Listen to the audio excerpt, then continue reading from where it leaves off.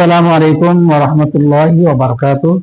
ইন্নাল হামদালিল্লাহ নাহমাদুহু ওয়া নুসাল্লি আলা রাসূলিল কারীম, আম্মা বাদ।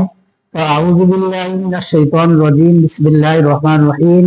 ইয়া আইয়ুহাল্লাযীনা আমানু দুখুলু ফিস-সিলমি কাফা ওয়া লা তাত্তাবিউ খুতুওয়াতিশ শাইতান ইন্নাহু লাকুম আদুউউন মুবিন। সাদাকাল্লাহুল আযীম। সূরাতুল বাকারা 208 নম্বর আয়াত। সুপ্রিয় দর্শকবৃন্দ, কাছে কিংবা দূরে, দেশে কিংবা দেশের বাইরে, প্রত্যেককে আন্তরিক মোবারকবাদ জানিয়ে শুরু করছি বর্তমান যুগে যে আর্জেন্টিনা এবং ব্রাজিল খেলা নিয়ে মানুষ খুব পাগল হয়রান, এই নিয়ে কিঞ্চিত আলোচনা করব। আসুন জেনে নেই, খেলা একবারে হারাম হারাম হারাম।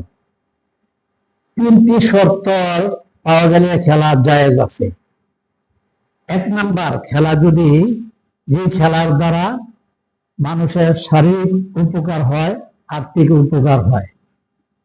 যেমন তাস খেলা, কোনো উপকার পাওয়া যায় না।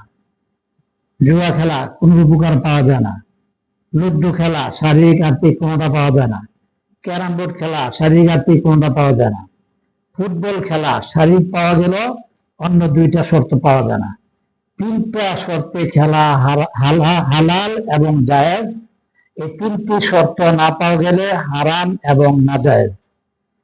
ফুটবল খেলা, ক্রিকেট খেলার মাঝে একটি শর্ত হালকা পাওয়া যায়, যেমন শারীরিক চর্চা পাওয়া যায়। 2 নাম্বারটা পাওয়া যায় না, এর জন্য শরীয়তের বিধান লঙ্ঘন। যেমন শরীয়তের বিধান হলো নাভি থেকে হাঁটু পর্যন্ত ঢেকে রাখা ফরজ। ফরজ তরক করা কবিরা গুনাহ। যে দেখাবে সেও গুনাহগার হবে, যে দেখবে সেও গুনাহগার হবে। ফুটবল খেলার মাঝে এই শরীয়তের বিধান লঙ্ঘন হয়, নামাজ লঙ্ঘন হয়। 3 নাম্বার, আর্থিক সাংসারিক উপকার যদি থাকে, এর মাঝে সাংসারিক উপকার নাই। যেমন দোকান বন্ধ করে খেলা দেখা, চাকরি বাদ দিয়ে খেলা দেখা, ব্যবসা বাদ দিয়ে খেলা দেখা, এর দ্বারা আর্থিক উন্নত হয় না, বরং আর্থিক আরো ক্ষতি, লক্ষ লক্ষ কোটি কোটি টাকা ক্ষতি। শুধু তাই নয়, আর্জেন্টিনার এবং ব্রাজিলের পতাকার জন্য হাজার হাজার টাকা খরচ করা হয়। এর দ্বারা আর্থিক ও সাংসারিক ক্ষতি। আরো কিছু ক্ষতি আছে, যেমন এই দোকানের পাশে প্রজেক্টর লাগায় খেলা দেখে অপর দোকানে ডিস্টার্ব। একটা ছেলে পরীক্ষা দিবে, তার পড়াশোনা ডিস্টার্ব। একটা লোক ইবাদত করবে, তার ইবাদতে ডিস্টার্ব। একটা লোক ভালো কোনো কাজ করবে, তার কাজে ডিস্টার্ব। আর যেটা হারাম ওইটা দেখাও হারাম। আর যে হারামকে হালাল মনে করা কুফরি। এই খেলা হারাম, এই হারামকে যদি কেউ হালাল মনে করে কুফরি। আর হারামকে হারাম জেনে উপভোগ করা, দেখার দ্বারা হলো ফাসিকি। এই জন্য সব ক্ষেত্রে বাকি 2 শর্ত না পাওয়াতে, হ্যাঁ, আর 3 শর্তের কারণ সব ধরনের খেলা হারাম। আর 2.5 শর্ত পাওয়া যায় ফুটবল খেলা এবং ক্রিকেট খেলার মাঝে। তারপরে ইসলামী সভ্যতাকে পছন্দ করে, অবশ্য অসভ্যতাকে ইসলাম পছন্দ করে না।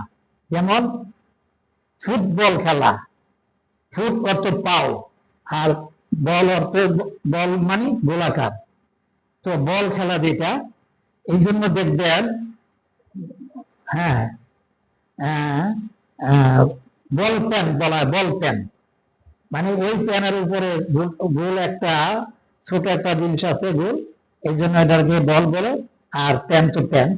ফুটবল খেলার মধ্যে সভ্যতা নাই, এই জন্য এই খেলাটা হলো পাও খেলে, ফ্যান দ্বারা খেলে, বল খেলে। যদি হাতে লাগে দূষণীয়, আর যদি মাথায় লাগে দূষণীয় না। হাতে লাগলে যেটা দূষণীয়, মাথায় লাগলে আরো বেশি দূষণীয় হওয়ার কথা। যেমন কোন ব্যক্তি জুতা যদি মাথায় করে নেয়, মানুষ তাকে সভ্য বলবে না, অসভ্য বলবে। আর ফুটবল খেলা যেটা হাতে লাগলে দূষণীয়, মাথায় লাগলে দূষণীয়, এটা তো অসভ্য। ইসলাম অসভ্যকে পছন্দ করে না, এই জন্য ফুটবল খেলা জায়েজ নেই, ক্রিকেট খেলা জায়েজ নেই। শরীয়ত লঙ্ঘন হয়, অর্থনৈতিক ক্ষতি হয়, আর্থিক ক্ষতি হয়, সাংসারিক ক্ষতি হয়। আসুন, এই 3 শর্ত না পাওয়ার কারণে ফুটবল খেলা, ক্রিকেট খেলা হারাম হারাম হারাম। আমরা নিজেরা বেঁচে থাকবো, অপরকে বাঁচিয়ে রাখবো, নিজের সন্তান ভাই বেড়াদার প্রত্যেককে এই খেলা থেকে মুক্ত রাখবো, খেলা থেকে বিরত রাখবো। আল্লাহ তাআলা আমাদেরকে তৌফিক দান করুন। ওয়া আখিরু দাওয়ানা আলহামদুলিল্লাহি রাব্বিল আলামিন।